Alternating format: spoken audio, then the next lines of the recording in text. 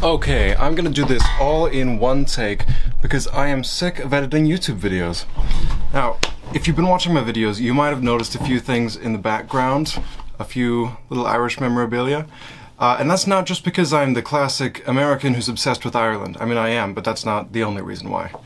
Let me take you back to when I graduated college. That was in December of 2019. And I graduated straight into the pandemic, as I'm sure a lot of people did. It was bad. I probably don't have to say how bad it was because everyone already knows. Everyone went through that time. But for me, I had to move back to my hometown. I'm a filmmaker, but the film industry was all shut down during lockdown at the beginning of COVID. So there was nothing to do, and so I had to get this 9-to-5 office job to make money, which is the cliche soul-crushing job, and it was about as bad as it sounds. For me anyway. It was making money and I was surviving, but I stopped making videos because, frankly, I didn't like my life enough to want to document it. I was just living back at home, and there was also a lot of stress going on, obviously COVID and family troubles, but I needed an escape. So I realized that I had been living in Indiana my entire life. I was born in Indianapolis. I went to school at Purdue University, and I think I panicked a little bit because I said, I have to get out. I have to get the hell out of this state. I don't want to live the rest of my life in Indiana. And during the stress-induced COVID brain, it felt like if I didn't do something to get out, I was going to spend the rest of my life right there. So I tried to find the best way to live abroad for a while. I had never done study abroad, never thought we had the money for it. So I looked at just work exchange programs, that kind of thing, and I found one for Ireland. It's called a Working Holiday Authorization, and it was open only to people who had just graduated college, secondary education, or were still in it. So I decided, the visa office was closed at the time, of course, because it was COVID, and they didn't know how many months or years it would be until COVID was down to a degree where they could reopen the office. So I thought, I'm just going to send this application in to spend a year working in Ireland. And I don't know when it's going to be approved. I'm just going to try and survive, get through my life somehow, but I'm going to have this thing waiting, so I know I'll have something, a way out eventually. And so I got it in under the wire. I got it in December of 2020, which was right before the deadline. I got all my documents in, and from there I started looking at what I would need to live and work in Ireland. And I realized they had a small, relatively small, but thriving film industry.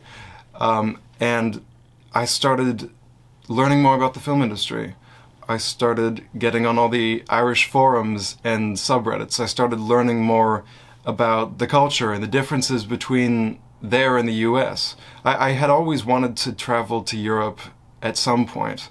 I've never actually traveled outside North America. I've gotten to Canada and down into Central America, but never outside of what's technically North America. So I started listening to Irish podcasts and watching Irish shows and TV, and this was my COVID escapism. I think everyone needed some sort of escapism during that time, and this was mine, just fantasizing about when I could actually make this move. I started listening to this podcast called I'm Grandmam with two very gay, very Irish lads. I highly recommend it. I started getting on the Irish subreddits, and honestly, why Ireland? It's just because it had the most convenient working holiday program.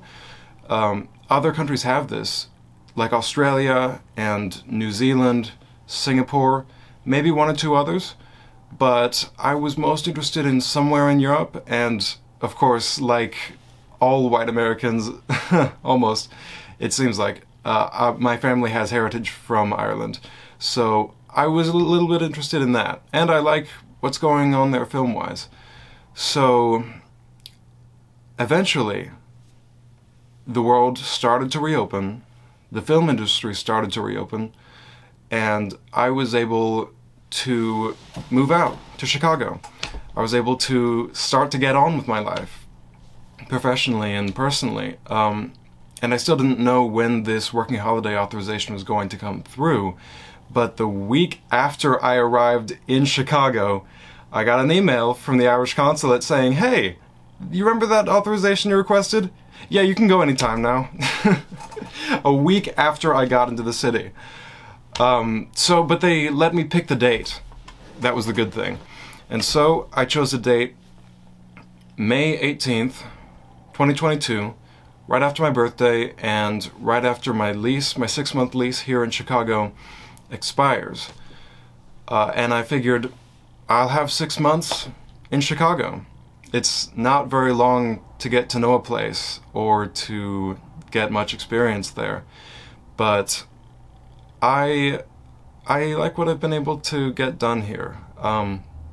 I've actually known for a little while that my time here is limited to 6 months and that I'm going to be leaving for Ireland afterward, but I wanted to tell everyone else. I wanted to make it kind of an announcement because I'm really excited about it. I'm going to settle in Dublin, or maybe somewhere near Dublin. Rents in Dublin are ridiculous, from what I've heard, and because that's where most of the filmmaking is going on.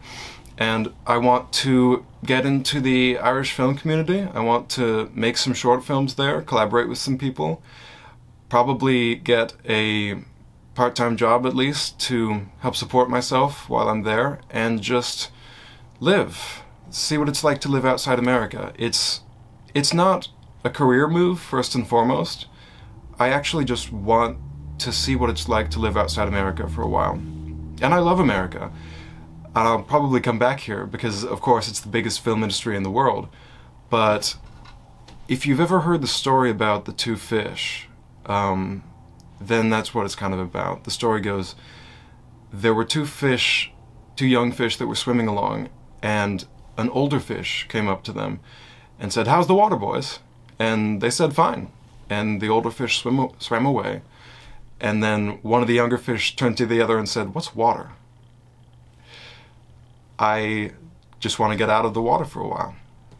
See what it's made of. So happy St. Patrick's Day.